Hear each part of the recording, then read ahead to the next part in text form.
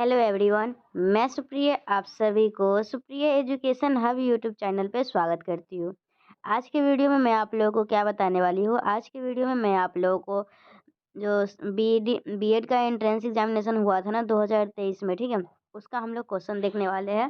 सभी question total 120 question है। Total 120 question हम लोग देखेंगे और उसके साथ साथ उसका आंसर भी देखेंगे और उसका पूरा अच्छे से एक्सप्लेनेशन भी समझेंगे, ठीक है। सबसे पहला नंबर क्वेश्चन क्या है, उत्तर वैदिक काल में कौन से देवता को सबसे प्रमुख स्थान प्राप्त हुआ। तो उत्तर वैदिक काल में आप लोगों को प्रजापति जो भगवान जी थे उनको जो है सबसे प्रमुख स्थान प्राप्त हुआ। किनका हुआ? प्रजापति का। तो हम लोग क्या बोलेंगे, उत्तर वैदिक काल में कौन से देवता को सबसे प्रमुख स्थान प्राप्त हुआ? प्रजापति। क्या होगा आंसर इसका? प्रजापति। उत्तर वैदिक काल में जो है ना प्रजापति देवता को सबसे प्रमुख स्थान प्राप्त हुआ। उत्तर वैदिक काल जो है वो 1000 से लेके 600 ईसा पूर्व तक रहा, ठीक है। इस अवधि में जाति व्यवस्था अत्यधिक कठोर हो गई, जो जन्म आधारित थी। जो जन्म के आधार पर जो जिनके यहाँ जन्म लेगा वो उस जाति का होगा, ठीक है। उत्तर वैदिक काल में मुख्यतः वस्तु विनिमय प्रणाली ही प्रचलित थी।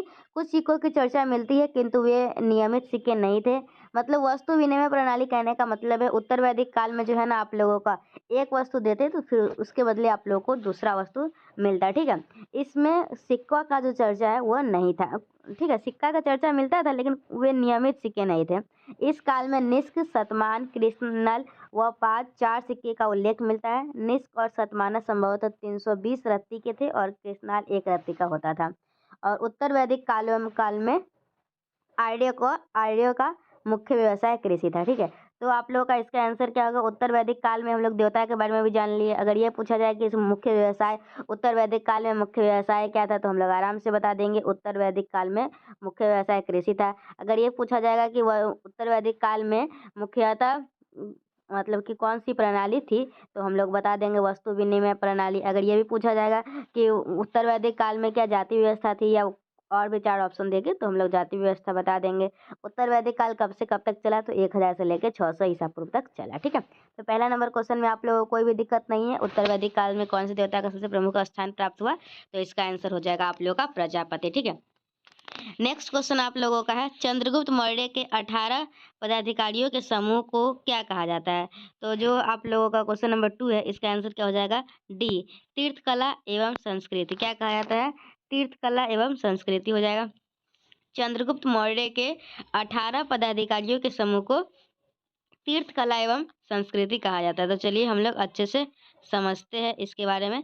तो चंद्रगुप्त मौर्य के 18 पदाधिकारियों के समूह को तीर्थ कहा जाता है। क्या कहा जाता है? तीर्थ, ठीक है। तो तीर्थ आप लोगों को डी ऑप्शन में ही है। तो आप लोगों का चंद्रगुप्त मौर्य के 18 पदाधिकारियों को क्या कहा जाता है? तीर्थ कहा जाता है। चंद्रगुप्त मौर्य के 18 पदाधिकारियों के समूह को तीर्थ कहा जाता है। ये महामात्य भी कहे जाते हैं, ठीक है। इनको तीर्थ भी बोलते हैं और महामात्य भी कहते हैं। सबसे महत्वपूर्ण तिथि मंत्री, सबसे महत्वपूर्ण तीर्थ, ठीक है। सबसे महत्वपूर्ण तीर्थ कौन है? मंत्री एवं पुरोहित थे। महत्वपूर्ण अधिकारी इसमें कौन कौन थे? सीता अध्यक्ष, कृषि अधीक्षक, यही सब है। तो ये सब उतना हटाइए, उतना ध्यान नहीं रखिएगा। बस इतना याद होना चाहिए कि चंद्रगुप्त मौर्य के 18 पदाधिकारियों के समूह को हम लोग तीर्थ कहते हैं, ठीक है। नेक्स्ट जो है क्वेश्चन नंबर 3, देखिए आप लोगों का जो क्वेश्चन आया था ना तो एग्जामिनेशन में आया था तो ये इधर उधर था, मतलब कि 1 में वो 2 में वो। लेकिन मैं जो आप लोगों को बता रही हूँ ना हर टॉपिक से, जैसे आप लोगों का पहला टॉपिक क्या था? वैदिक सभ्यता से एक क्वेश्चन आया था, फिर मौर्य काल से एक क्वेश्चन आया था, फिर आप लोगों का मौर्य काल से क्वेश्चन आया था, फिर आप लोगों का विश्व का इतिहास से क्वेश्चन आया था। तो टॉपिक वाइज टॉपिक बताया जा रहा है ताकि आप लोगों को पता रहे कि किस टॉपिक से कितने क्वेश्चन आते हैं। तो उस टॉपिक को उसी हिसाब से आप लोगों को 2024 के एंट्रेंस एग्जामिनेशन के लिए पढ़ाई करनी है, ठीक है। नेक्स्ट क्या है? निम्नलिखित को काला अनुक्रम में व्यवस्थित कीजिए। क्या है? अफगानिस्तान पर सोवियत आक्रमण, बर्लिन की दीवार का गिरना, फिर क्या है? सोवियत संघ का विघटन और रूसी क्रांति, ठीक है। तो आप लोग का जो रूस का क्रांति हुआ था वो 1917 में हुआ था। रूस का क्रांति कब हुआ था? 1917 में। फिर क्या? अफगानिस्तान पर सोवियत आक्रमण, तो अफगानिस्तान पर सोवियत आक्रमण कब हुआ था? 1979 में। कब हुआ था? 1979 में। फिर बर्लिन का दीवार कब गिरा था? 1989 में। और सोवियत संगठन विघटन कब हुआ था? तो 1991 में। तो आप लोगों को यही कालक्रम के अनुसार बताना है। तो सबसे पहले आप लोगों का क्या हो जाएगा? इसमें सबसे पहले काम हुआ था रूसी क्रांति, तो पहले 4 हो जाएगा। उसके बाद क्या हुआ था, अफगानिस्तान पर सोवियत आक्रमण 1979 में, फिर बर्लिन की दीवार का गिरना 1989 में, फिर सोवियत संघ का विघटन 1991 में। तो इस तरीके से हम लोग इसका व्यवस्थित कर देंगे और आप लोग का इसका आंसर क्या हो जाएगा, डी। पहले 4 है, फिर 1 2 3 है, ठीक है। चलिए नेक्स्ट नंबर, ये विश्व इतिहास का क्वेश्चन है। फिर नेक्स्ट देख सकते हैं आप लोग का कला एवं संस्कृति से क्वेश्चन पूछा गया था। संगाई महोत्सव किस राज्य में मनाया जाने वाला सांस्कृतिक उत्सव है, ठीक है। संगाई महोत्सव जो है ना, ये आप लोग को मणिपुर राज्य में मनाया जाता है। कहाँ मनाया जाता है, मणिपुर में, ठीक है। तो याद रहेगा आप लोगों को, संगाई महोत्सव कहाँ मनाया जाता है, मणिपुर राज्य में मनाया जाता है। संगाई उत्सव मणिपुर पर्यटन विभाग द्वारा हर साल 21 से लेकर 30 नवंबर तक आयोजित एक वार्षिक सांस्कृतिक उत्सव है। त्यौहार का नाम राज्य पशु, त्यौहार का नाम जो है ना, मणिपुर का जो राज्य पशु है संगाई के नाम पे रखा गया है, जो भूरे रंग का एक हिरन है। बांस नृत्य या चिराव नृत्य मिजोरम का एक प्रारंभिक नृत्य है, ठीक है। अगर बांस नृत्य या चिराव पूछ देता तो हम लोग इसका आंसर लगाते हैं मिजोरम, ठीक है। और संगाई महोत्सव क्या हो जाएगा, मणिपुर। माई नृत्य मणिपुर का एक लोक नृत्य है, माई नृत्य। चलिए अब एक और क्वेश्चन है, नेक्स्ट क्या है, दक्षिण भारत की बोली जाने वाली साहित्यिक भाषाओं में सबसे पुरानी है। तो आप लोग का सबसे पुरानी भाषा है आप लोग का तमिल, तमिल भाषा सबसे पुरानी भाषा कौन है, दक्षिण भारत की बोली जाने वाली सबसे साहित्यिक भाषाओं में सबसे पुरानी भाषा है आप लोगों का तमिल भाषा। कौन सा है, तमिल भाषा, ठीक है। तो दक्षिण भारत की बोली जाने वाली साहित्यिक भाषा में सबसे पुरानी जो है आप लोग का तमिल भाषा है। भारत का संविधान 4 प्रमुख साहित्यिक भाषाओं को स्वीकार करता है, तमिल, तेलुगु, मलयालम और कन्नड़, ठीक है। भारत का संविधान जो है ना, संविधान में टोटल 22 भाषा का जिक्र है, तो इसमें तमिल, तेलुगु, मलयालम और कन्नड़ भी है। और ये क्वेश्चन क्या था कि दक्षिण भारत की बोली जाने वाली साहित्यिक भाषा में सबसे पुरानी भाषा कौन है, तो ये आप लोग का तमिल हो जाएगा, ठीक है। तो उसके बाद हो गया हम लोगों का, ये किसका है, अच्छा हटाइए वो किसी का। अब देखिए अब हम लोग का नेक्स्ट 6 क्वेश्चन क्या है, पारितंत्र के अजैविक घटक कौन कौन सा है, ठीक है। तो पारितंत्र का जो अजैविक घटक घटक होता है ना, वो आप लोग का मिट्टी होता है। क्या होता है पारितंत्र के अजैविक घटक, मिट्टी।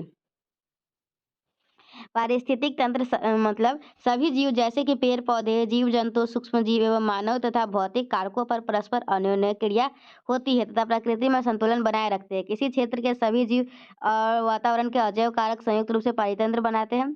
पारिस्थितिक तंत्र के 2 घटक है, एक होता है जैविक घटक, एक होता है अजैविक घटक, ठीक है। तो जैविक घटक में आता है पेड़ पौधा, पशु, सूक्ष्म जीव। अजैविक घटक में आता है आप लोगों का पत्थर, पानी, ह्यूमस, ठीक है, हवा, ठीक है, ये सब। नेक्स्ट क्या है, जैव विविधता के 3 स्तर है। तो जैव विविधता के आप लोगों के 3 स्तर कौन कौन हो जाएंगे, तो ये आप लोगों का आंसर हो जाएगा डी, इसका है 7 का। तो यहाँ पे हम लोग अच्छे से समझते हैं, जैव विविधता के 3 स्तर है। आनुवांशिक विविधता अर्थात आनुवांशिक स्तर पे, ठीक है। जैव विविधता के 3 स्तर है, आनुवांशिक प्रजातियां, जैव विविधता के 3 स्तर है, आनुवांशिक, प्रजातियां और पारिस्थितिक तंत्र, ठीक है। आनुवांशिक, आनुवांशिक, प्रजातियां और पारिस्थितिक तंत्र। तो हम लोगों का 7 का हो जाएगा आनुवांशिक विविधता अर्थात आनुवांशिकता अर्थक, फिर प्रजातंत्रीय, फिर पारितंत्र की विविधता है, ठीक है। पृथ्वी पर पाई जाने वाली सजीव जीवों के सभी किस्में सामूहिक रूप से जैव विविधता का गठन करती है। और हम लोग का 8 नंबर क्वेश्चन जो है वो भारतीय संविधान एवं राज्य व्यवस्था से पूछा गया है। नेक्स्ट क्या है, 8 नंबर क्वेश्चन, भारत के प्रथम प्रमुख न्यायाधीश कौन थे। तो भारत के प्रथम प्रमुख न्यायाधीश थे हरिलाल जे कानिया। कौन थे, हरिलाल जे कानिया। भारत के प्रथम मुख्य न्यायाधीश हरिलाल जे कानिया थे। वो भारत के मुख्य न्यायाधीश 14 अगस्त 1947 से लेकर 26 जनवरी 1950 तक थे। मतलब भारत आज़ाद हुआ 15 अगस्त 1947 में और संविधान लागू हुआ 26 जनवरी 1950 में। तो इतना के बीच में जो हम लोगों के मुख्य न्यायाधीश थे वे थे हरिलाल जी कानिया, ठीक है। डॉक्टर राजेंद्र प्रसाद ने उनको भारत के मुख्य न्यायाधीश की शपथ दिलाई, ठीक है। उन्होंने भारतीय विधि अभिलेखों के संपादक के रूप में कार्य किया। भारत के 50वां और वर्तमान मुख्य न्यायाधीश कौन है, धनंजय यशवंत चंद्रचूड़ है। उन्होंने 9 नवंबर 2022 को भारत के 50वें मुख्य न्यायाधीश के रूप में शपथ ली है, धनंजय यशवंत चंद्रचूड़, ठीक है। फिर नेक्स्ट क्या आप लोग का, निम्नलिखित में से कौन बिहार के राज्यपाल है। तो बिहार के राज्यपाल आप लोगों का कौन हो जाएंगे, जिस समय एग्जाम हुआ था ना उस समय जो रहेंगे ना वही होगा, ठीक है। तो आप लोगों का बिहार के राज्यपाल, ये एग्जामिनेशन हुआ था ना, उस टाइम बिहार के राज्यपाल थे आप लोगों के फागू चौहान। लेकिन अभी कौन है बिहार के राज्यपाल, आप लोग मुझे कमेंट में बताइए। अभी है, मैं बता देती हूँ, राजेंद्र विश्वनाथ आर्यलकर, ठीक है। आप लोग कमेंट में बताइए तो बिहार के राज्यपाल कौन है, ऐसे तो मैं बता दी हूँ। जिस टाइम एग्जाम हुआ था ना 2023 में, उस टाइम थे फागू चौहान। तो 9 का बी इसमें दिया हुआ है, ठीक है। बिहार राज्य की स्थापना कब हुई थी, तो बिहार राज्य की स्थापना आप लोगों का 22 मार्च 1912 को हुई थी, तथा इसे राज्य का दर्जा जो है, बिहार राज्य को राज्य का दर्जा मिला था 26 जनवरी 1950 को, ठीक है। बिहार में संरक्षित क्षेत्र वाल्मीकि राष्ट्रीय उद्यान और विक्रमशिला गंगा डॉल्फिन अभयारण्य है। बिहार चित्रकला में मिथिला चित्रकला, टिकुली चित्रकला, पटना कवालम और मंजूषा चित्रकला प्रसिद्ध है। यूनेस्को विश्व धरोहर स्थल महाबोधि मंदिर है, बोध गया, नालंदा महाविहार आदि है, ठीक है।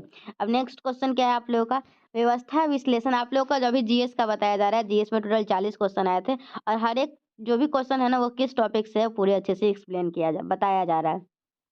10 नंबर क्वेश्चन है आप लोगों का, व्यवस्था विश्लेषण उपवागम किसने प्रतिपादित किया, तो आप लोगों का ये इसका हो जाएगा डेविड ईस्टर्न। कौन हो जाएगा, डेविड ईस्टर्न, डेविड ईस्टर्न। व्यवस्था विश्लेषण, ठीक है, व्यवस्था विश्लेषण जो है ना, व्यवस्था विश्लेषण उपागम डेविड ईस्टर्न द्वारा प्रतिपादित किया। इसके अनुसार व्यवस्था सिद्धांत में परस्पर संबंध एवं राजनीतिक गतिविधियां एक व्यवस्था के रूप में देखी जा सकती है। तो व्यवस्था विश्लेषण आप लोगों का डेविड ईस्टर्न हो जाएगा। 11 नंबर क्वेश्चन क्या है, अर्थव्यवस्था का केंद्रीय समस्या कौन सी है, अर्थव्यवस्था की केंद्रीय समस्या कौन सी है, तो आप लोगों का क्या हो जाएगा इसका, ये सभी है इसमें आंसर, ठीक है। तो उपयुक्त सभी जो भी ऑप्शन दिया हुआ था इसमें, सभी के सभी आप लोगों का अर्थव्यवस्था की केंद्रीय समस्या है। लोगों को अपने जीवन यापन के लिए अपनी जरूरतों को पूरा करने की आवश्यकता होती है, सही बात है। आर्थिक समस्या विद्वान है क्योंकि व्यक्तियों की जरूरतें अनंत है, विश्व में उपलब्ध संसाधन बहुत सीमित है।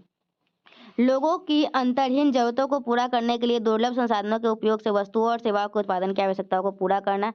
क्या उत्पादन करना है, सरकार को उत्पादन के विभिन्न क्षेत्रों में संसाधन का आवंटन करना होता है। उत्पादन के लिए सर्वोत्तम संयोजन और जरूरत को पूरा करने के लिए इन संसाधनों और उत्पादनों की मात्रा का निर्णय करना। कैसे उत्पादन करना है, किसके लिए करना है, ठीक है। नेक्स्ट क्वेश्चन क्या है, 12 नंबर, भारत में नीली क्रांति का जनक किसे कहा जाता है। भारत में नीली क्रांति का जनक किसे कहा जाता है, तो आप लोगों को हीरालाल चौधरी को कहा जाता है। भारत में नीली क्रांति का जनक किसे कहा जाता है, भारत में नीली क्रांति का जनक हीरालाल चौधरी को कहा जाता है, ठीक है। याद रहेगा, भारत में नीली क्रांति का जनक किसे कहा जाता है, तो हीरालाल चौधरी को कहा जाता है, ठीक है। भारत में नीली क्रांति का जनक हीरालाल चौधरी को कहा जाता है। डॉक्टर हीरालाल चौधरी एक भारतीय बंगाली मत्स्य वैज्ञानिक थे। नीली क्रांति का संबंध जो है वो आप लोग का मत्स्य पालन मतलब मछली पालन से है। इसे भारत में देखिए, इसको नीली क्रांति का याद करने का ट्रिक है। नीली मतलब नीला, नीला नीला आँख होता है, ठीक है। नीली मतलब नीला, और ब्लू ब्लू वाटर होता है, पता है पानी नीला होता है। तो पानी में कौन रहती है, मछली, तो मछली, तो ये मछली पालन से संबंधित है नीली क्रांति, ठीक है। इसे भारत में सातवीं, देखिए ये वाला याद रखिएगा, ये आप लोगों को पूछा जा सकता है। इसे भारत में 7वीं पंचवर्षीय योजना के दौरान कार्यान्वित किया गया था। ये जो नीली क्रांति और जो आया था वो आप लोगों का 7वीं पंचवर्षीय योजना में आया था। नीली क्रांति कब आया था आप लोगों को, 7वीं पंचवर्षीय योजना में आया था। आप लोग कहीं भी लिख लीजिए और याद रखिएगा, ठीक है। एक लकरवाल समिति आया था, ठीक है, वो भी 7वीं परियोजना में आया था। और नीली क्रांति भी आप लोग को 7वीं पंचवर्षीय योजना में भी आया था, ठीक है। अब नेक्स्ट क्या है आप लोगों को, वर्गीय कुरियन भारत में श्वेत क्रांति के जनक के रूप में जाने जाते हैं। तो चलिए देखिए, नीली क्रांति का तो इस बार पूछ लिया हीरालाल चौधरी, लेकिन जरूरी तो नहीं है कि इसे अब 2024 का एग्जामिनेशन होगा उसमें भी नीली क्रांति का पूछ लेगा, उसमें श्वेत क्रांति का पूछ सकता है। तो श्वेत क्रांति के जनक कौन है आप लोगों का, वर्गीय कुरियन। कौन है आप लोगों का श्वेत क्रांति के जनक, देखिए जो पूछ लिया है वो तो पूछ ही लिया है, लेकिन उससे रिलेटेड जो दूसरा है ना उस पर ज्यादा ध्यान दीजिएगा, ठीक है। तो श्वेत क्रांति के जनक कौन है आप लोगों का, वर्गीय कुरियन। कौन है श्वेत क्रांति के जनक, वर्गीय कुरियन। वर्गीय कुरियन भारत में श्वेत क्रांति के जनक के रूप में जाने जाते हैं। सैम पित्रोदा, ठीक है, सैम पित्रोदा के भारत को सूचना क्रांति के जनक, सूचना क्रांति के जनक सैम पित्रोदा। श्वेत क्रांति ज्यादा इंपॉर्टेंट लग रहा है, वर्गीय कुरियन याद रहना चाहिए, ठीक है। वर्गीय कुरियन, श्वेत क्रांति के जनक कौन है, वर्गीय कुरियन। एम एस स्वामीनाथन को भारत, हाँ ये भी बहुत इंपॉर्टेंट है, भारत के हरित क्रांति का जनक किसको कहा गया है, तो एम एस स्वामीनाथन को। भारत की हरित क्रांति का जनक किसे कहा गया है, भारत की हरित क्रांति का जनक किसे कहा गया है, एम एस स्वामीनाथन को, ठीक है। अब नेक्स्ट क्या है आप लोग का, एक गैर बैंकिंग वित्तीय कंपनी डैश के तहत पंजीकृत एक कंपनी है। तो आप लोगों का इसका कौन सा हो जाएगा, कंपनी एक्ट 1956 आप लोगों का क्या हो जाएगा, एक गैर बैंकिंग वित्तीय कंपनी। कंपनी एक्ट 1956 के तहत पंजीकृत एक कंपनी है, ठीक है। एक गैर बैंकिंग वित्तीय कंपनी अधिनियम, चलिए ये कंपनी एक्ट याद रहेगा। नेक्स्ट देखिए, अब ये तो आप लोगों को याद करने वाला चीज़ है ना, ये सब इसमें समझाने वाला नहीं। जैसे तो अब देखिए, अब आप लोगों का कौन सा नियम सूर्य के चारों ओर ग्रहों की कक्षाओं का वर्णन करता है, तो ये आप लोगों का केपलर लॉ हो जाएगा, ठीक है। केपलर के 3 लॉ है, ठीक है। तीसरा तीनों लॉ छोड़िए, बस याद रखिए सूर्य के चारों ओर ग्रहों की कक्षाओं का वर्णन कौन करता है, तो केपलर का नियम। केपलर का नियम सूर्य के चारों ओर ग्रहों की कक्षा का वर्णन करता है। केपलर का तृतीय नियम अर्थात सूर्य के चारों ओर किसी ग्रह का परिक्रमण काल का वर्ग दीर्घवृत्त के अर्धवृत्तीय अक्ष के तृतीय घात के समानुपाती होता है, ठीक है। T square directly proportional to होता है ए क्यू का, यही केपलर का तृतीय नियम कहलाता है। नेक्स्ट क्या है, निम्नलिखित में से कौन सा जेसी बॉस का आविष्कार है, तो जेसी देखिए इलेक्ट्रॉन का जे थॉमसन है, ठीक है। तो वो तो आप लोगों का इलेक्ट्रॉन तो आंसर होगा नहीं, तो आप लोगों का इसका जो है ना जेसी बॉस का है अल्ट्रा शॉर्ट रेडियो वेव। जेसी बॉस किसका आविष्कार किए हुए, अल्ट्रा शॉर्ट रेडियो वेव। क्या हो जाएगा आप लोगों का इसका, ultra short radio wave. Ultra short radio तरंगे जेसी बोस का आविष्कार है। यह रेडियो तरंगों में सबसे कम ऊर्जा, ये भी याद रखिएगा, रेडियो वेव का अल्ट्रा शॉर्ट रेडियो वेव सबसे कम ऊर्जा, और कम ऊर्जा है तो तरंग दैर्घ्य ज़्यादा होगा, तो सबसे लंबी तरंग दैर्घ्य और किसी भी प्रकार का 15 नंबर क्वेश्चन था, हाँ। और किसी भी प्रकार का विद्युत चुंबकीय विकिरण की सबसे कम आवृत्ति वाली होती है। जेसी बॉस को वायरलेस दूरसंचार के जनक के रूप में भी जाना जाता है। जेसी बॉस को वायरलेस दूरसंचारक।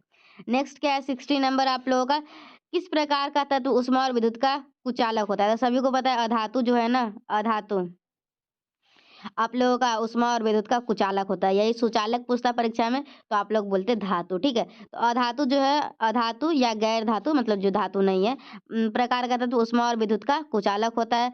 धातु जो है, धातु ऊष्मा और विद्युत के अच्छे चालक होते हैं, जबकि अधातु सामान्यतः भंगुर, चमकहीन और विद्युत तथा ऊष्मा के कुचालक होते हैं। इसके अंतर्गत कार्बन, सल्फर, आयोडीन, ऑक्सीजन आते हैं। नेक्स्ट क्या है आप लोगों का 17 नंबर क्वेश्चन, जब सोडा वाटर की एक बोतल खोली जाती है, ठीक है, जब सोडा वाटर की एक बोतल खोली जाती है तो कार्बन डाइऑक्साइड निकल जाती है, ठीक है, जिससे एक सीटी उत्पन्न होती है। इसका कारण क्या है, तो इसका कारण है आप लोगों का घटते दबाव पर घुलनशीलता में कमी, ठीक है। जब सोडा पानी की एक बोतल खोली जाती है तो कार्बन डाइऑक्साइड निकल जाती है, जिससे एक सीटी पैदा हो जाती है। यह घटते दबाव पर घुलनशीलता में कमी के कारण होता है, ठीक है। नेक्स्ट देखते हैं हम लोग, 17 हो गया ना, और भी कुछ कुछ दिया हुआ है, कारण हटाइए। क्या है 18, किसी गैस को द्रव में बदलने के लिए निम्नलिखित में से कौन सी स्थिति अनुकूल है। आप लोगों के पास क्या है, कोई गैस है, ठीक है, गैस है, उसको बदलना है द्रव में, तो आप लोगों को क्या दबाव क्या रखना होगा और तापमान क्या रखना होगा, तो आप लोगों को क्या करना होगा, दबाव ज़्यादा रखना होगा और तापमान कम रखना होगा। तो वो जो गैस है ना आप लोगों का किस चीज़ में बदल जाएगा, द्रव में बदल जाएगा। किसी गैस को द्रव में बदलने के लिए उच्च दबाव कम तापमान की स्थिति सबसे अनुकूल है। उदाहरण के लिए दिया हुआ है एक, हटाइए उसको। नेक्स्ट क्या है, क्योंकि टाइम बहुत हो जाएगा ना, पूरे 120 क्वेश्चन हम लोग को एक्सप्लेन करने हैं। परमाणु कक्षकों में इलेक्ट्रॉनों के वितरण को क्या कहा जाता है, तो ये आप लोगों का जो इलेक्ट्रॉनिक विन्यास कहते हैं, ऐसे हम लोग देख लेते हैं। हाँ यस, 19 का डी, इलेक्ट्रॉनिक कॉन्फ़िगरेशन, वही कॉन्फ़िगरेशन को हिंदी में विन्यास कहते हैं। तो आप लोग का जो परमाणु कक्षा में इलेक्ट्रॉन जो हम लोग बांटते हैं ना, वो आप लोग का क्या कहलाता है, इलेक्ट्रॉनिक कॉन्फ़िगरेशन। तो ये आप लोग को 19 नंबर था, ये समझ गए।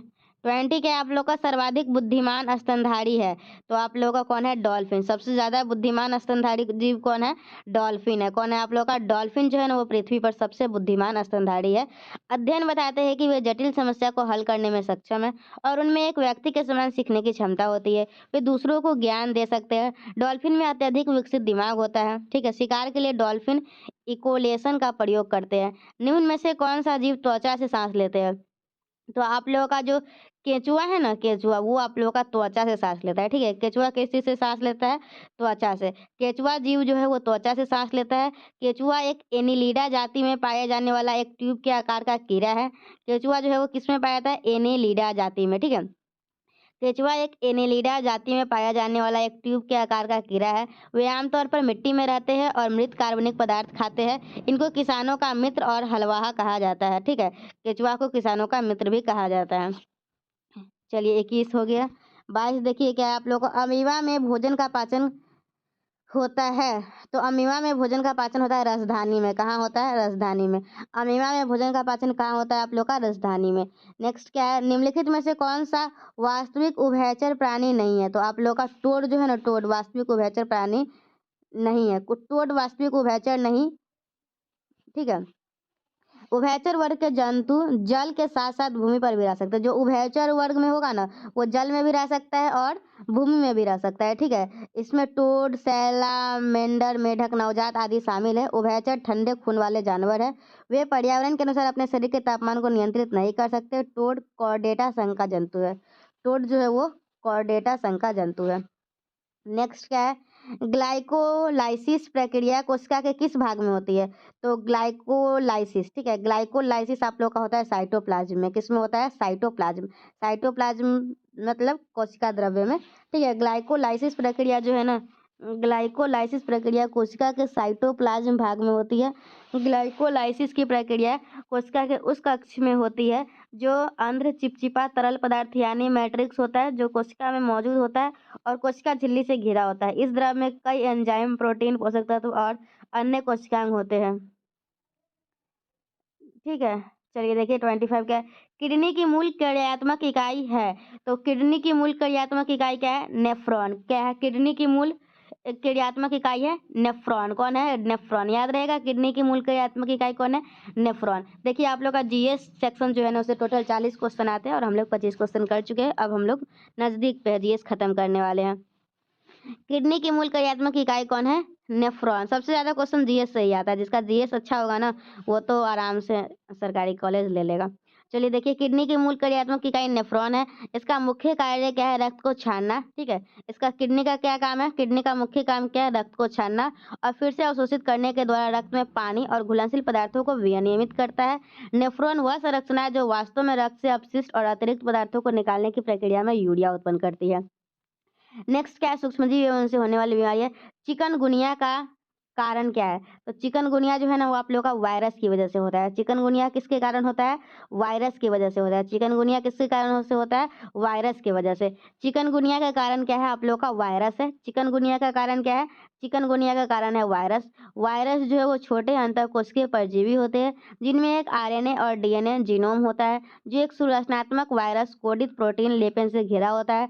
यह रोग मुख्यतः एडीज अल्बोपिटल इजिप्टी और एडिल ये सब नामक मच्छर के काटने से होता है, ठीक है। मतलब ये चिकनगुनिया मच्छर के काटने से होता है। मच्छर का नाम सब दिया हुआ है। इस रोग में अचानक बुखार और जोरों में दर्द की समस्या होती है। बैक्टीरियोफेज एक वायरस होता है जो बैक्टीरिया को नष्ट कर देता है। नेक्स्ट क्या है? कीट विज्ञान वह विज्ञान है जो अध्ययन करता है। तो कीट विज्ञान जो है वो आप लोगों को किस चीज का अध्ययन होता है? कीट विज्ञान में आप लोगों का होता है, कीट विज्ञान वह विज्ञान है जो कीड़े का अध्ययन करता है। कीट विज्ञान में किस चीज का अध्ययन होता है? कीड़े का। इंग्लिश में क्या है इसका? 27 है ना। कीट विज्ञान इंटोमोलॉजी, इंटोमोलॉजी इंसेक्ट का, ठीक है। कीट विज्ञान किस चीज का अध्ययन करता है? कीड़े का। कीट विज्ञान किस चीज का? देखिए ये हर साल आता है, एक क्वेश्चन जरूर आएगा। तो जितना भी अध्ययन वाला होगा ना, किसे इसके अध्ययन को क्या बोलते हैं, इसके अध्ययन को क्या बोलते हैं, वो सारा वाला सारा अध्ययन याद कर लीजिएगा, ताकि एक तो आएगा एफिक्स, ठीक है। 40 क्वेश्चन है, ठीक है। अगर आप लोग 40 में से जीएस में 25 क्वेश्चन भी कर लेंगे ना, और बाकी समय पूरा 100% अपना टारगेट करेंगे, तो फिर आप लोगों का हो जाएगा काम, ठीक है। और ऐसे भी जीएस में 40 कोई भी बना ही नहीं सकता है, और सही तो बात ही हटाइए। और हाँ, जी बीएड के एंट्रेंस एग्जामिनेशन में नेगेटिव मार्किंग नहीं होती है, तो आप लोग को आए या ना आए सारा क्वेश्चन बना के आइएगा, ठीक है। चलिए देखिए, ये आप लोग को 27 हो गया। कीट विज्ञान जंतु विज्ञान की एक शाखा है जो कीड़ों के वैज्ञानिकों अध्ययन से संबंधित है, ठीक है। चलिए अब नेक्स्ट क्या है? कोकण नौसैनिक अभ्यास किन दो कोकण, कोकण आप लोगों का किसके बीच हो रहा है? आप लोगों का ये हो रहा है यूनाइटेड किंगडम और भारत के बीच, ठीक है। कोकण कोकण नौसैनिक अभ्यास किन दो देशों के बीच आयोजित किया गया? तो देखिए, ये जो भी अभ्यास है आप लोगों का 2024 2023 वाला टोटल, वो पूरा याद कर लीजिएगा, क्योंकि एक क्वेश्चन आप लोगों को 2024 में इससे भी आ जाएगा। तो आप लोगों का क्या हो जाएगा? India United kingdom. देखिए मैं अभी पहले आप लोगों को 5-6 साल का क्वेश्चन करवा देती हूँ, ताकि मुझे भी आइडिया लग जाए कि कौन कौन टॉपिक करवाना है। उस हिसाब से मैं आप लोगों को अच्छे से एक्सप्लेन भी करवा दूंगी। जैसे एक वीडियो ले आऊँगी जिसमें आप लोगों का अभ्यास पढ़ा दूंगी, एक वीडियो ले आऊँगी जिसमें किस चीज़ की स्टडी को क्या बोलते हैं वो बता देंगे, और ऐसे धीरे धीरे करते करते हम लोग सारा तैयारी कर लेंगे। चलिए ये हम लोग देख लिए भारत और यूनाइटेड किंगडम के बीच की एक कोकण नौसैनिक अभ्यास हुआ था। 28 हो गया। 29 क्या है आप लोगों का, किस संस्थान ने तंबाकू जहर हमारे प्राण शीर्षक से रिपोर्ट जारी की है।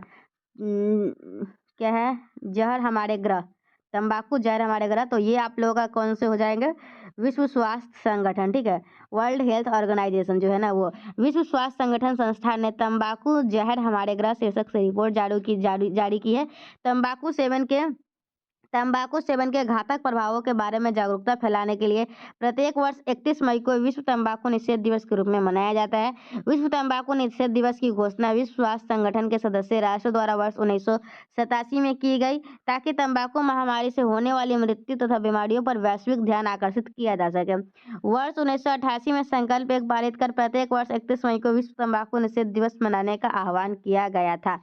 इस वर्ष WHO ने विश्व तंबाकू निषेध दिवस पुरस्कार 2022 के लिए झारखंड का चयन किया। विश्व स्वास्थ्य संगठन ने बताया कि तंबाकू उत्पाद ग्रह पर सबसे अधिक कूड़ा करकट वाली वस्तु है। 20 अगस्त को किस रूप में मनाया जाता है, तो 20 अगस्त को आप लोग को सद्भावना दिवस के रूप में मनाया जाता है। 20 अगस्त क्या चीज मनाया जाता है, सद्भावना दिवस। 20 अगस्त को क्या चीज मनाया जाता है, सद्भावना दिवस। 20 अगस्त को क्या मनाया जाता है, सद्भावना दिवस। 20 अगस्त को पूर्व प्रधानमंत्री राजीव गांधी की जयंती है। इसको भारतीय विकास में उनके प्रयासों को सराहना करने के लिए मनाया जाता है। 20 अगस्त को सांप्रदायिक सौहार्द दिवस भी कहा जाता है। चलिए नेक्स्ट क्वेश्चन क्या आप लोगों का, ज्ञानपीठ पुरस्कार निम्नलिखित में से किस क्षेत्र में उत्कृष्टता के लिए किया जाता है, तो ज्ञानपीठ पुरस्कार आप लोगों को साहित्य के क्षेत्र में अगर कुछ अच्छा काम करते हैं तो आप लोगों को ज्ञानपीठ पुरस्कार दिया जाएगा, ठीक है। ज्ञानपीठ पुरस्कार निम्नलिखित में से किस क्षेत्र में उत्कृष्टता के लिए किया जाता है, तो आप लोगों का हो जाएगा साहित्य। नेक्स्ट क्या है, साहित्य में नोबेल पुरस्कार पाने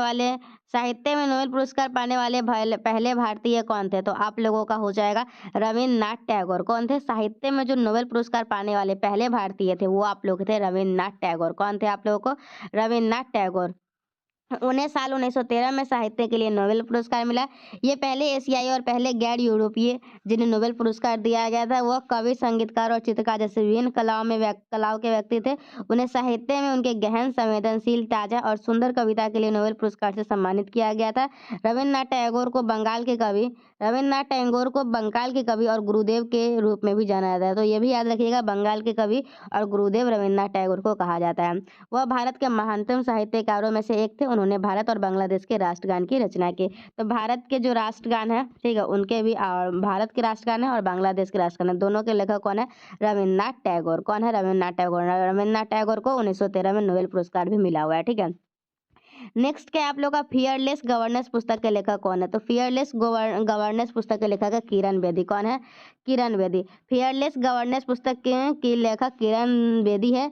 पुडुचेरी की 24वीं उपराज्यपाल के रूप में लगभग 5 वर्षों की सेवा की जमीनी वास्तविकताओं के आधार पर भारत की पहली महिला IPS अधिकारी किरण बेदी ने फियरलेस गवर्नेंस पुस्तक में शासन की अपनी यात्रा को लिखा है। यह पुस्तक डायमंड बुक्स द्वारा प्रकाशित की गई थी। नेक्स्ट क्या है, किस अभिनेता की आत्मकथा का शीर्षक खुल्लम खुल्ला है, तो आप लोगों का हो जाएगा ऋषि कपूर। किस अभिनेता की आत्मकथा का शीर्षक खुल्लम खुल्ला है, तो आप लोग का हो जाएगा इसका ऋषि कपूर। क्या हो जाएगा, ऋषि कपूर की आत्मकथा का शीर्षक खुल्लम खुल्ला है। शीर्षक को उनके प्रसिद्ध मोलो को एक खुल्लम खुल्ला कर प्यार करेंगे हम दोनों से लिया गया। खुल्लम खुल्ला प्यार करेंगे हम दोनों से लिया गया, ठीक है। 34 हो गया। यह वर्ष 2017 में प्रकाशित हुई थी। ऋषि कपूर ने मीना अय्यर के साथ यह पुस्तक लिखी थी। नेक्स्ट क्या है आप लोगों का, निम्नलिखित में से कौन सा अंतर्राष्ट्रीय टेनिस टूर्नामेंट ग्रास कोर्ट पर आयोजित किया गया है, तो आप लोगों का इसका आंसर हो जाएगा विंबलडन। कौन है, विंबलडन।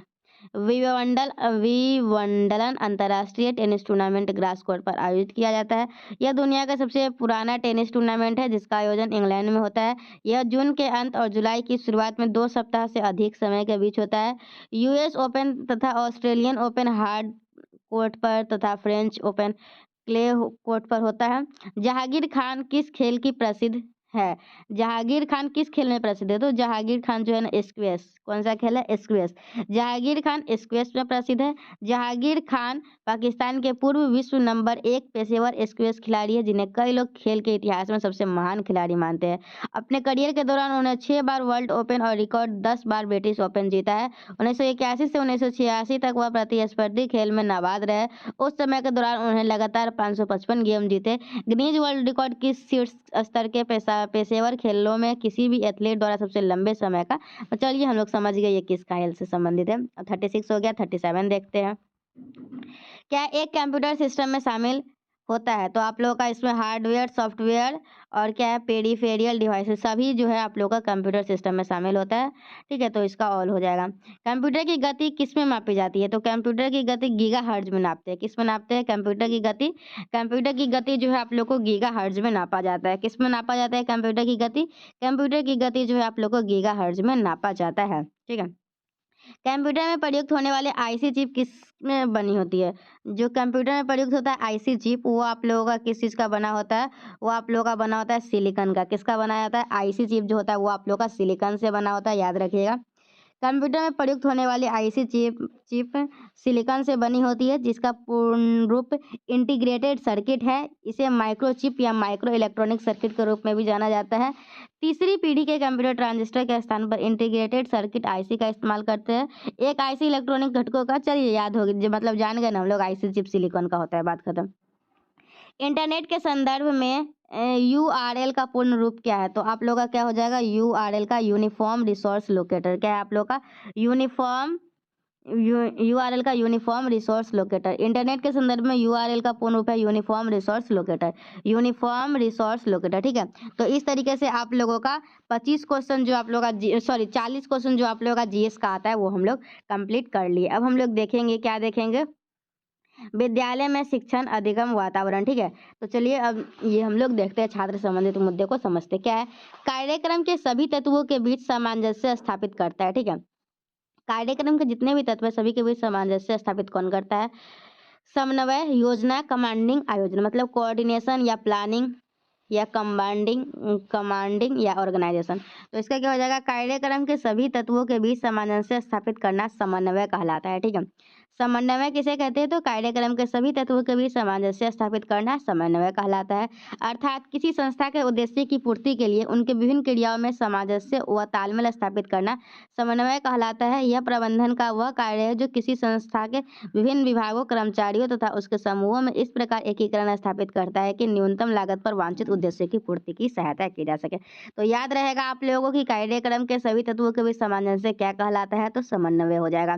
सहकर्मी समूह एक समूह है जिसके सदस्य साझा करते हैं तो समान तरह की परिस्थितियां। इसका क्या हो जाएगा आप लोगों का? सहकर्मी समूह जो होते हैं ना, मतलब एक तरह के जो परिस्थितियों को सामना करेंगे ना, वही तो समान तरह। सहकर्मी मतलब सहकर्मी एक ही तरह का काम करने वाले। सहकर्मी समूह एक समूह है जिसके सदस्य समान तरह की परिस्थितियां साझा करते हैं।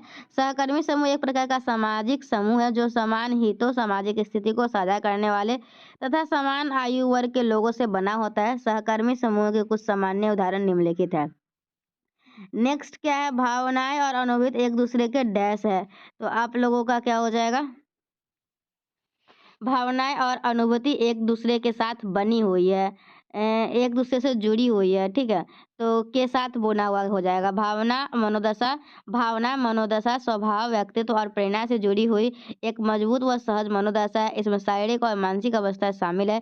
इसी प्रकार अनुभूति ध्यान, धारणा, स्मृति, सोच, समस्या समाधान तथा बुद्धि जैसी कई क्षमताओं का संग्रहण करती है। अर्थात स्पष्ट है कि भावनाएं और अनुभूति एक दूसरे के साथ गुथी हुई है। ठीक है, फिर क्या है आप लोग का? एक कक्षा में एक प्रभावी श्रोता। एक कक्षा में एक प्रभावी श्रोता आप लोग का क्या हो जाएगा? विकर्षणों का प्रतिरोध करता है। एक कक्षा में एक प्रभावी श्रोता जो होगा ना, ठीक है, एक कक्षा में एक प्रभावी श्रोता विकर्णों का प्रतिरोध करता है। अर्थात कक्षा में एक छात्र को प्रभावी श्रोता होने के लिए संचार विकर्षणों को ध्यान में रखना चाहिए।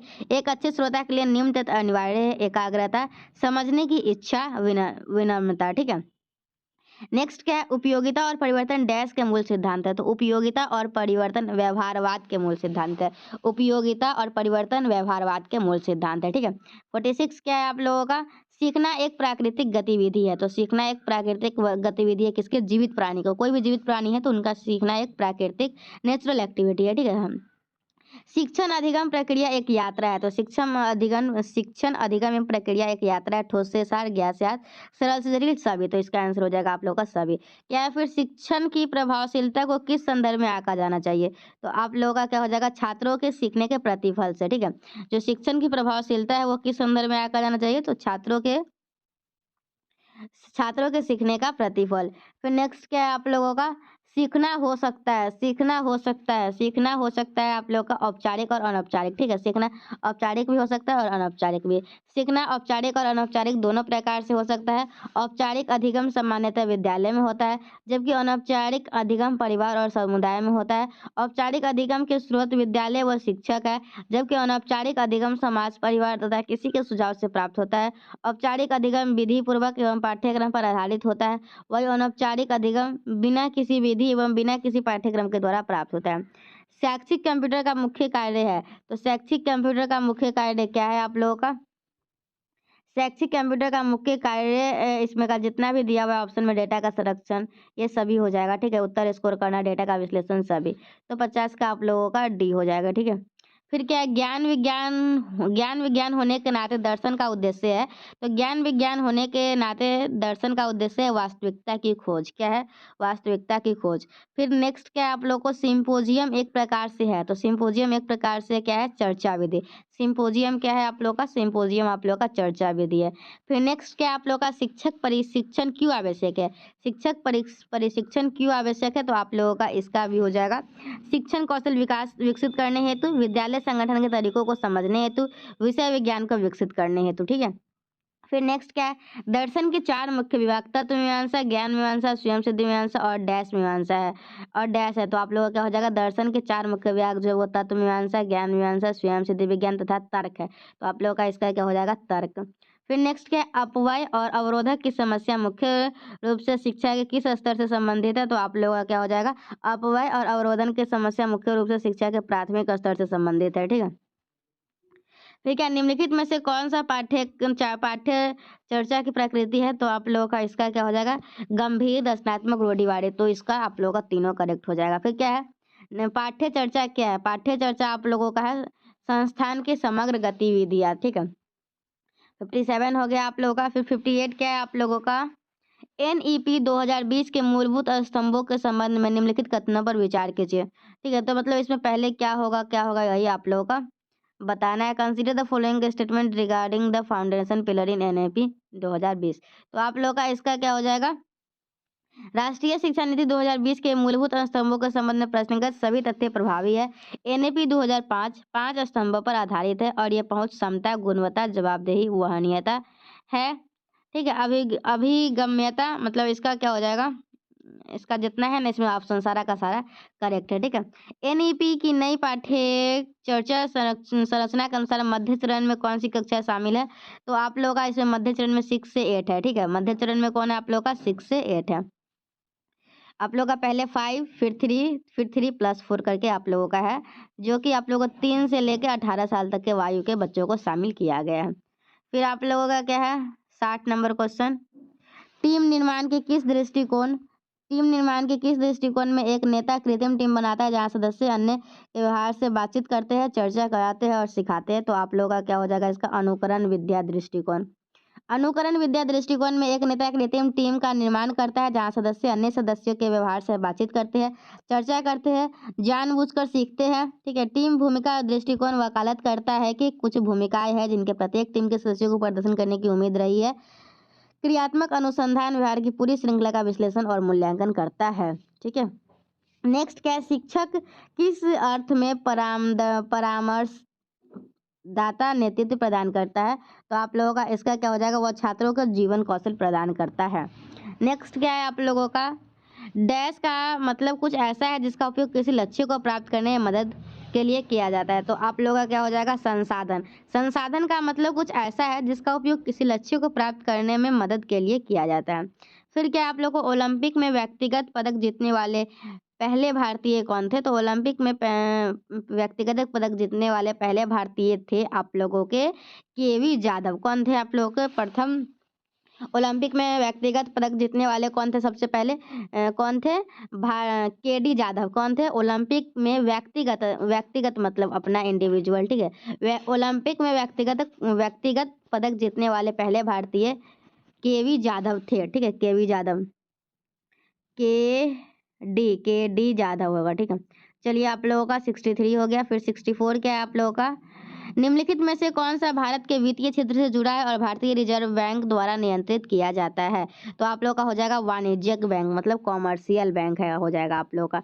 फिर आप लोग का क्या है, कानून का शासन महत्वपूर्ण है क्योंकि, कानून का शासन महत्वपूर्ण है क्योंकि यह प्रशासन के नियंत्रण में सहायक है, सुरक्षा प्रदान करता है, या क्या हो जाएगा आप लोगों का, यही सब ऑप्शन है, तो इसका हो जाएगा ऑल ऑफ ऑल, ठीक है, मतलब सभी सही है, ठीक है। अब आप लोगों का देखिए, मैं आप लोगों को 40 क्वेश्चन करवा दी हूँ जीएस का, 25 क्वेश्चन करवा दी हूँ आप लोगों का टीचिंग एंड लर्निंग एप्टीट्यूड का, ठीक है। अब हम लोग देखेंगे रीजनिंग का, और रीजनिंग का क्वेश्चन तो इतना सिंपल आता है कि मैं आप लोगों को बता भी नहीं सकती हूँ। रीजनिंग में, इंग्लिश में, हिंदी में, ये तीनों में आप लोगों से क्वेश्चन गलत होने का चांसेस बहुत ही कम है, लेकिन ये जो टीचिंग एप्टीट्यूड है और जीएस में है, ये आप लोग कितना भी पढ़ लीजिएगा फिर भी पूरा सही नहीं हो पाएगा, ठीक है। लेकिन हम लोग ट्राई करेंगे कि हम लोग मैक्सिमम सही कर सके, ठीक है। और आप लोगों को प्राइवेट कॉलेज में एडमिशन लेना है या सरकारी में लेना है, किसी भी कॉलेज में लेना है, तो आप लोगों को पास तो करना ही पड़ेगा बीएड एंट्रेंस एग्जामिनेशन, ठीक है। नेक्स्ट क्या है, यदि GUN को HBO के रूप में कोडित किया जाता है तो PEN का क्या होगा? देखिए, जी से H हो गया, U से V हो गया, N से हो गया, बस एक एक बढ़ गया, तो P का Q, E का F, N का O, तो QFO, तो आप लोग का 66 का क्या हो जाएगा, A। समझ में आया 66 का A कैसे हुआ है? चलिए, 67 क्या है, कैंची किससे रिलेटेड है, कपड़ा से, ठीक है। तो कैंची से क्या काटते हैं, कपड़ा, तो कुल्हाड़ी से क्या काटते हैं, लकड़ी, तो आप लोग का इसका आंसर क्या हो जाएगा, कुल्हाड़ी से लकड़ी। तो मतलब आप लोग को अब जो क्वेश्चन आया ना, अब ये देख के आप लोगों को दिल को सुकून मिल रहा होगा, क्योंकि हाँ, इसमें कुछ आ रहा होगा। और उधर वाला क्वेश्चन में, जैसे मैं 65 क्वेश्चन बताई ना, तो 65 में 10 से 15 क्वेश्चन ही होगा जो आप लोगों को आ रहा होगा पहले से, ये मुझे पता है, ठीक है। लेकिन इसमें का है ना, आप लोग 100% क्वेश्चन पहले से आ रहा होगा। अगर कोई पढ़ लिए होंगे, पढ़ाई कर लिए होंगे इसका, टीचिंग लर्निंग एंड एप्टीट्यूड का या फिर जीएस का अच्छे से, तो उन लोगों को आ रहा होगा। लेकिन जो नहीं पढ़े होंगे, बस सीधा ग्रेजुएशन किए होंगे, जैसे बीएससी वगैरह खासकर, तो उन लोगों से ज़्यादा क्वेश्चन नहीं बना होगा, ठीक है। उधर का 68 नंबर क्या है, निम्नलिखित 4 समूह है, तो देखिए हम लोग क्या है यहाँ पे, इसमें देखना है चारों में से अलग कौन है। तो ऑप्शन में तो देखिएगा, तो JMSU, तो जे में हम लोग कितना ऐड करेंगे, तो जे आप लोग का 10 पे आता है, एम 13 पे आता है, तो 3 ऐड किए, एम 13 पे आता है, एस 19 पे आता है, तो 6 ऐड किए, ठीक है। तो 3 6 3 इसमें ऐड किए, ठीक है। ऑप्शन देख के सीधा हम लोग चलते हैं, उतना कौन करेगा। तो इसमें 3 6 3 हुआ ऐड, ठीक है। इसमें देखिएगा तो इसमें भी -5 में क्या किए, इसमें अगर ऑप्शन नंबर बी में देखेंगे, तो पहले 4 ऐड किए, फिर 3 किए, फिर 4 किए। इसमें करेंगे तो पहले 4 किए, फिर 6 किए, फिर 2 किए। इसमें इसमें है तो तीनों में -5 है, -5 है, -1 है, -5 -1 -1 है। तो ये हम लोगों को अलग लग रहा है, चारों से जो अलग लग रहा था ना, वो इसमें टिक कर देना था। फिर क्या, आप लोग को नीचे दिए गए शब्दों को अर्थपूर्ण क्रम में व्यवस्थित कीजिए। तो देखिए, पहले क्या है, परिवार है, सदस्य, समुदाय, स्थानीयत है। तो पहले सदस्य होगा, सदस्य से परिवार बनेगा, परिवार से समुदाय बनेगा, समुदाय से स्थानीयता बनेगा। तो पहले क्या होगा, 3 1 2 4, इस तरीके से आप लोगों का इसका आंसर हो जाएगा, ठीक है। 3 1 4 2, इसमें देश भी था, वो देश दिखा नहीं है मुझे, तो लास्ट में 5 हो जाएगा, तो 69 का सी हो जाएगा, ठीक है। 70 क्या है आप लोगों का, इसको सार्थक क्रम में व्यवस्थित करना है। तो देखिए, पहले क्या होगा आप लोगों के, जैसे बिल, डॉक्टर, रोगी, उपचार, निदान, तो पहले आप लोग रोगी आएगा, ठीक है, क्या होगा, रोगी आएगा, रोगी आएगा तो क्या करेगा, पहले रोगी आएगा, उसके बाद क्या करेगा, वो डॉक्टर से मिलेगा, डॉक्टर से मिलेगा तो उसका कुछ ना कुछ ट्रीटमेंट होगा। नहीं, पहले रोगी आएगा, डॉक्टर से मिलेगा, फिर डॉक्टर निदान बताएगा, फिर उसका क्या करेगा, इलाज करेगा, फिर उसको बिल थमा देगा। तो सबसे लास्ट में बिल आएगा, बिल मतलब 1 नंबर सबसे लास्ट में कौन सा ऑप्शन में, ए में, तो आप लोग का इसका आंसर करेक्ट हो जाएगा ए। एक पुस्तक में हमेशा होता है, तो पुस्तक में क्या होता है, पृष्ठ होता है, या कहानी होता है, या बाइंडिंग होता है, या विवरणिका होता है। तो एक पुस्तक में पृष्ठ तो हमेशा होता है, जरूरी नहीं कि एक पुस्तक में हमेशा कहानी हो, हमेशा कहानी हो जरूरी नहीं, वो तो हिंदी की किताब में कहानी रहता है, तो जरूरी नहीं। लेकिन पेज तो सभी में रहेगा ना, तभी तो पेज रहेगा, तभी तो बुक बनेगा, नहीं तो एक पेज भी नहीं है तो बुक कैसे रहेगा, ठीक है। तो आप लोग का एक पुस्तक में हमेशा क्या होता है, तो हमेशा होता है पृष्ठ। फिर क्या आप लोगों का 72 नंबर, तो 72 नंबर तो हम लोग को सॉल्व करना होगा। तो कैसे सॉल्व करेंगे, हम लोग ऐसे अपना ले लेंगे, ठीक है। और हम लोग का इधर होता है नॉर्थ साउथ, नहीं सॉरी, इधर होता है नॉर्थ साउथ ईस्ट, मैं अच्छे से बनाती हूँ, ऐसे होता है, नॉर्थ है, ठीक है, साउथ है, ईस्ट है, वेस्ट है। क्या है, अनिल उत्तर की ओर 3 किलोमीटर चलता है, मतलब इधर 3 किलोमीटर चला अनिल, फिर क्या किया, फिर वह बाएं मुड़ता है। तो हम लोग बाएं कैसे मुड़ेगा, ऐसे चल रहा है, जा रहा है, इधर मुड़ेगा तो दाएं, इधर मुड़ेगा तो बाएं हो जाएगा।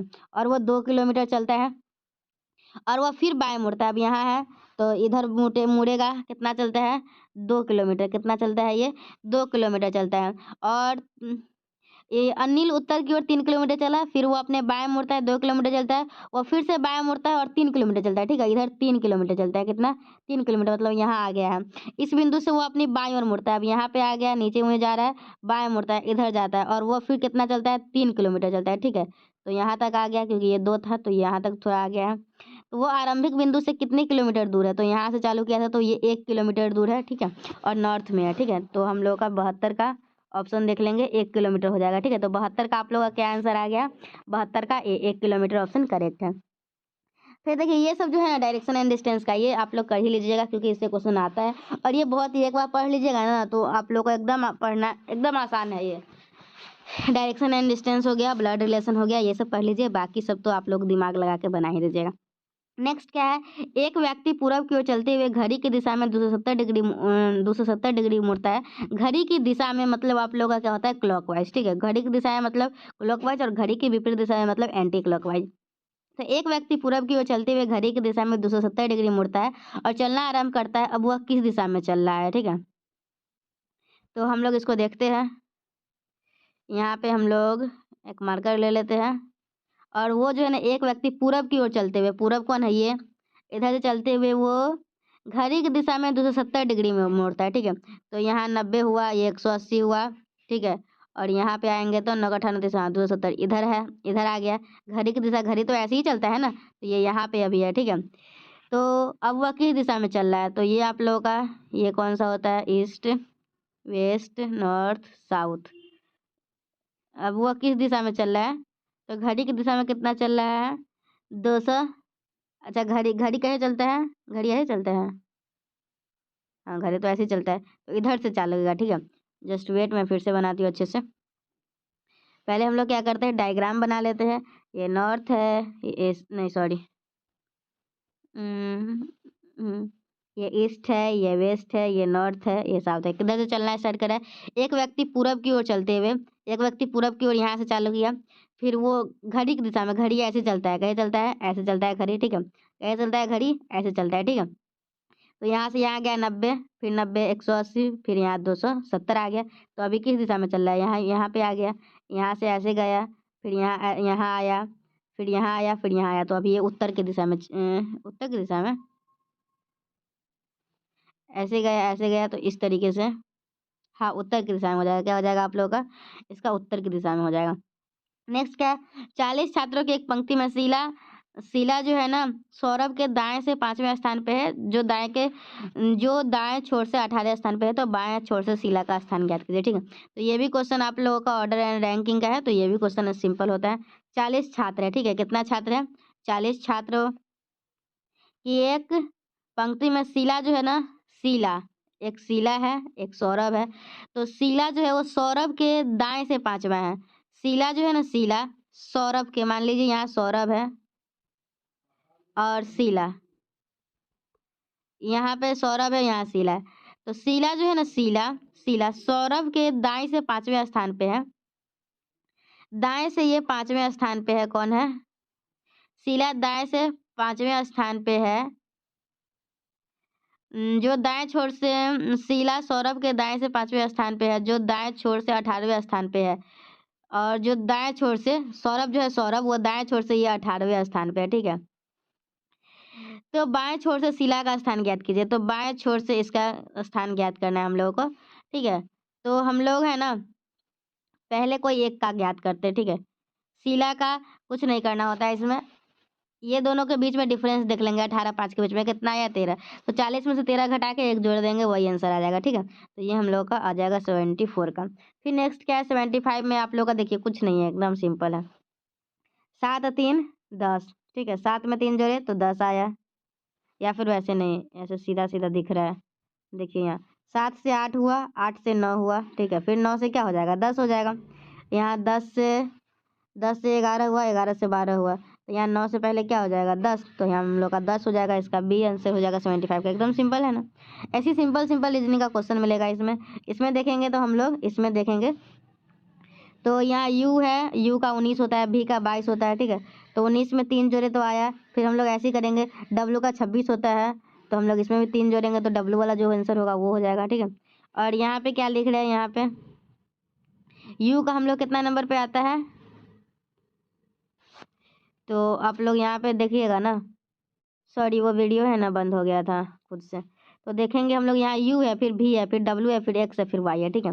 ये है, फिर 32 से 29 हुआ, 3 घटा, फिर 3 घटा, फिर 3 घटा। तो इसी तरीके से नीचे में जो अल्फ़ाबेट है ना उसमें एक एक ऐड करना है, जो नंबर है ना उसमें 3 3 सब्सट्रैक्ट करना है। तो आप लोगों का इसका ए आंसर हो जाएगा, ठीक है। इस तरीके से हम लोग बना लेंगे। 77 में क्या करना है, लुप्त संख्या ज्ञात करना है, ठीक है। तो हम लोग को कुछ कुछ भी करके हम लोगों को लाना है बीच वाला। तो हम लोग करते हैं, तो 4 तिहाई 12 है, 6 पंचे 30 है। तो क्या करें, अगर क्रॉस मल्टीप्लिकेशन करते तो 6 पंचे 30, 4 तिये 12, हाँ आ गया। दोनों को ये मतलब कि सामने सामने को गुना करके जोड़ देना है। तो देखो देखिए, इसको जोड़ेंगे 36 18, 9 दूनी 18, तो दोनों को 18 + 18 36। तो इसी तरीके से ठीक इसमें करेंगे, ठीक है। हम लोग देख के इसको खुद से दिमाग लगाना। तो 7 दूना 14, 8 पंचे 40, दोनों को जोड़ेंगे तो 4, ये क्या हो जाएगा, 7 दूना 14, 8 पंचे 40, 8 पंचे 40 है। तो हम लोग का 54, इसका ऑप्शन कहाँ है, 7 दूना 14 होता है, ठीक है। और 8 पंचे 40, 8 पंचे 40, 40 10 50 54 आंसर होना चाहिए इसका। ऑप्शन में कुछ इसका फॉल्ट है, ठीक है। 7 पंचे या फिर हाँ, या फिर जो क्वेश्चन बनाए होंगे ना क्वेश्चन, ये तो ये गलत कर दिए होंगे, क्योंकि हम लोग को सामने सामने गुना करना है। 9 दूना 18, 6 18, 4 तिये 12, 6 पंचे 30। तो इसमें भी करेंगे तो 7 दूना 14। लेकिन देखिए आंसर में जो बनाया है ना, आंसर में यहाँ जो सॉल्व किया है वो 7 गुने 5 किया, 8 गुने 2, 6 चौक 24, 5 तिये 15। हाँ, तो यहाँ पे है ना जो क्वेश्चन प्रिंट किए होंगे उसमें कुछ मिस्टेक है, ठीक है। 78 क्या है, 77 हो गया, 78 देख लेते हैं हम लोग। निम्नलिखित अंक की आकृति में परिवर्तन करना है, तो कुछ नहीं करना है। हम लोग इसमें क्या करेंगे, अपना गुना भाग, और इसमें है ना कोई भी उपाय नहीं होता, इसमें ऑप्शन से ही चेक करना होता है, जो सेटिस्फाई करेगा वही आंसर हो जाएगा, ठीक है। नेक्स्ट क्या है, 79 आप लोगों का यहाँ पे दिया हुआ है ये। तो हम लोगों का 84 13 का क्या यूज करें, 8 चौका 32 और 3 1 4, 8 हो जाएगा। और 7 तिहाई 21, 3 1 4, 7 तिहाई 21। देखिए इसमें 8 चौका 32 किए, 3 1 4, तो इसको भाग दिए तो आ गया। 3 सत्ते 21 हुआ है, और 3 1 4, तो ये तो नहीं हुआ। 6 2 8 हुआ, और 2 तिहाई 6 2 8, नहीं 6 दूना 12 हुआ, 1 1 2। अच्छा, दो तो ऑप्शन समझ में आ रहा है कैसे किया है, लेकिन तीसरा में है ना कुछ फॉल्ट है। तो देखते हैं इसमें क्या कर रहा है। दोनों को, ये दोनों को जोड़ा है 8 और 4, फिर इस दोनों को जोड़ा है 3 और 1 4। सॉरी, देखते हैं, जस्ट वेट। क्या करते हैं, इसमें कुछ कुछ करना है, देख पता लगाना है कि आखिर क्या कौन सा नियम लगाया गया है। तो हम लोग 8 और 4 को जोड़ेंगे तो क्या आएगा, 12। 3 और 1 को जोड़ेंगे क्या आएगा, 4। तो 12 में 4 लगता है 8। तो ठीक इसी प्रकार 6 में से 5, 6 5 जोड़ेंगे तो क्या आएगा, 11। 2 2 जोड़ेंगे तो क्या होगा, 4। 11 में 4 जाएगा तो 7। तो ऑप्शन सी इसका करेक्ट हो जाएगा, ठीक है। 25 क्वेश्चन आप लोगों के रीजनिंग से भी आएंगे। तो इसमें देखना है ए बी का उपसमुच्चय, थोड़ा इंग्लिश इसका देख लेते हैं 80 का। चलिए, A is the subset of B, मतलब ए के जितने भी एलिमेंट है वो बी से लिया गया है, ठीक है। तो हाँ, ये बिल्कुल सही बोला है। ए का ए छोटा सा है, बी बड़ा है, तो ये जो छोटा वाला एलिमेंट जो है वो बड़ा वाला में से लिया गया, तो 80 का ये हो जाएगा। फिर क्या, एक व्यक्ति 0 से 99 तक की सभी संख्याएं लिखता है, अंक 3 को कितनी बार लिखा जाएगा। 0 से 99 तक सभी संख्या लिखा है, तो अंक 3 को कितना बार लिखा गया हुआ है, तो कुल अंक जो है ना पूरा लिख के जोड़ा है, ठीक है। तो आप लोगों का कितना आया, 19 आया है। तो याद ही रख लीजिएगा, 0 से 99 तक में 19 3 आएगा, ठीक है।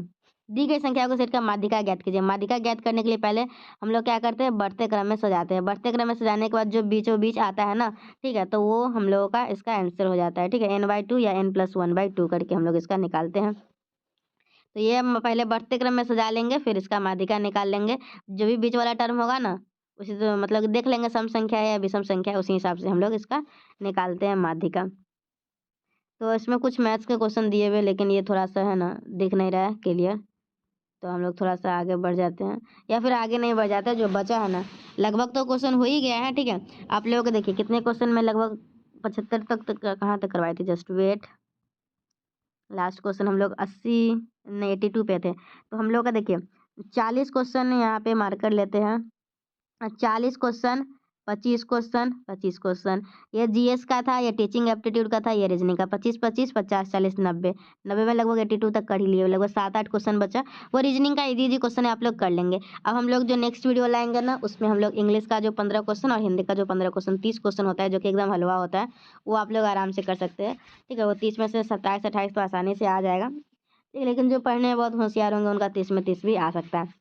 तो हम लोग नेक्स्ट में इंग्लिश हिंदी कर लेंगे। आज की वीडियो में इतना ही, मिलते हैं नेक्स्ट वीडियो में। Till then bye and thank you and thanks for watching my video.